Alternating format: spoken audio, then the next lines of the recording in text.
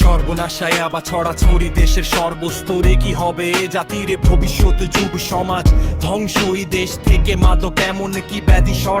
সরানো যাবে না মুসলিম দেশ হয়ে মোদের লাইসেন্স দেয় এমন স্বাধীনতা আমরা চাই না মাদক মুক্ত বাংলাদেশ চাই যে দেশে বড়দের সম্মান থাকবে ছোটদের প্রতি স্নেহ থাকবে এমন দেশ কি আমরা ঘুরতে পারবো মরণ বেদি মাদক যেখান থেকে আসে সেখানে বন্ধ না করে যারা কেনে তাদের উপর অবিচার করা হয় গোড়া থেকে মাদক বন্ধ করতা না হলে এই বাংলার সোনালী যুবকুলো ধ্বংস হয়ে যাচ্ছে মাদকের এই মরণ ব্যাধি কামড় থেকে দেশকে বাঁচানোর মালিক এই সরকারের তা যদি না হয় ভেবে নেব এরা এসেছে যুব সমাজ ধ্বংস করতে আমরা না